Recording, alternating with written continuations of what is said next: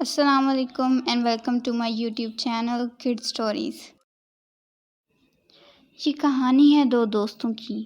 دونوں کو کاروبار کے سلسلے میں اپنے ہمسایہ ملک جانا پڑا۔ شروع میں تو انہیں کوئی خاص روزگار نہ ملا اور وہ چھوٹے چھوٹے کاموں سے گزارا کرتے رہے۔ انہوں نے پھر قصاب کا پیشہ اختیار کیا اور گوشت فروخت کرنے لگے۔ کچھ مدت کے بعد جب ان کے پاس خاصی رقم جمع ہو گئی تو انہوں نے وطن واپسی جانے کا فیصلہ کیا۔ انہوں نے اپنی ساری کمائی ایک تھیلی میں ڈالی اور واپس کی راہ لی۔ راستے میں انہوں نے ایک اندھے فقیر کو صدا لگاتے ہوئے دیکھا، ہائے میری قسمت، آنکھوں کی روشنی بھی گئی اور دولت بھی، کاش مجھے ایک بار پھر اپنے ہاتھوں پر روپیہ رکھنے کا موقع مل جائے۔ وہ بار بار یہی الفاظ دہرا رہا تھا۔ ان دونوں نے اندھے فقیر کی گریہ وزاری سنی تو اس سے پوچھا، بھائی تم ہو کون اور قسمت سے یوں شکوہ کیوں کر رہے ہو؟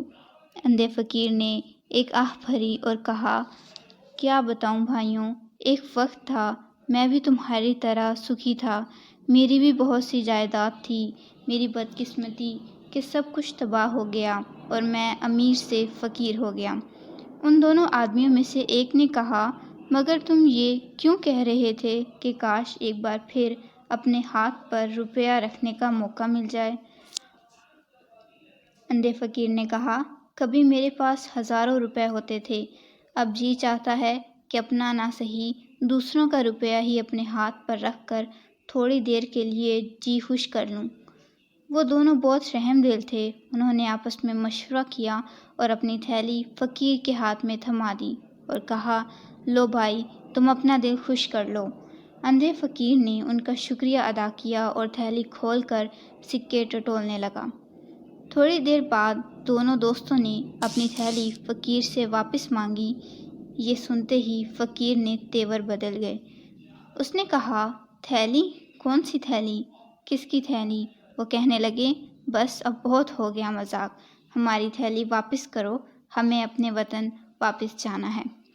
فقیر نے تھیلی کو مضبوطی سے تھام لیا اور کہنے لگا، کیا زمانہ آ گیا ہے، ساری عمر بھیک مانگ کر میں نے پیسہ جمع کیا اور تم میری عمر بھر کی کمائی چھیننا چاہتے ہو؟ اتنا کہہ کر فقیر چل دیا۔ ان دونوں نے فقیر سے اپنی تھیلی چھیننے کی کوشش کی تو وہ زور زور سے چلانے لگا، ارے لوگوں مجھے بچاؤ، یہ ڈاکو مجھے لوٹ رہے ہیں۔ فقیر کی چیخ پکار سن کر لوگ دوڑے چلے آئے اور ان دونوں کو ڈاکو سمجھ کر پکڑ لیا۔ وہ بیچارے لوگوں کو یقین دلاتے رہے کہ پیسہ ان کا ہے، فقیر نے دھوکے سے ہتھیایا ہے، مگر ان کی بات کسی نے نہ سنی۔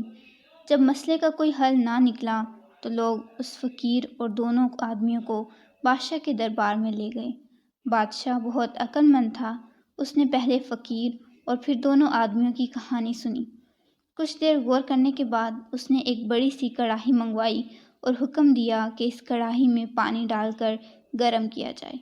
دونوں آدمی بادشاہ کا حکم سن کر ڈر گئے۔ ان کا خیال تھا کہ بادشاہ انہیں کھولتے ہوئے پانی میں ڈال کر مار دے گا۔ موت کے خیال سے وہ لرز گئے۔ بادشاہ کی سخت گیری اور انصاف پسندی بہت مشہور تھی۔ کڑاہی میں پانی ابلنے لگا۔ بادشاہ نے حکم دیا، تھیلی کھول کر سارے سکے پانی میں ڈال دو۔ بادشاہ کے حکم کی تعمیل کی گئی اور سارے سکے پانی میں ڈال دیے گئے۔ بادشاہ نے سب کو کڑاہی سے دور ہٹ جانے کا حکم دیا اور خود کڑاہی کے پاس جا کر پانی کی سطح کو غور سے دیکھنے لگا۔ تھوڑی دیر بعد بادشاہ واپس اپنے تخت پر جا بیٹھا۔ اس کے بعد اس نے حکم دیا کڑاہی کا پانی گرا دیا جائے، روپے ان دونوں کے حوالے کر دیے جائیں، فقیر جھوٹا ہے اسے قید میں ڈال دیا جائے۔ بادشاہ کا فیصلہ سن کر دونوں آدمیوں کے دل میں خوشی کی لہر دوڑ گئی۔ شاہی فیصلے کے مطابق انہیں ان کا روپیہ واپس مل گیا۔ دونوں بادشاہ کو دعائیں دیتے رخصت ہو گئے۔ فقیر کو قید خانے میں ڈال دیا گیا۔ دربار میں موجود ہر شخص حیران تھا کہ بادشاہ کو ان آدمیوں کی سچائی اور فقیر کے جھوٹ کا کیسے پتہ چلا۔ لوگ یہ بات جاننے کے لیے بے چین تھے۔ آخر قاضی نے ہمت کر کے پوچھا تو بادشاہ نے کہا، ہم نے گرم پانی کی سطح پر گوشت کی چکنائی دیکھ کر اندازہ لگایا تھا کہ یہ روپیہ ان دونوں نے گوشت فروخت کر کے کمایا ہے۔ بادشاہ کی بات سن کر دربار میں موجود ہر شخص بادشاہ کی دانائی اور انصاف پسندی پر اش اش کر اٹھا۔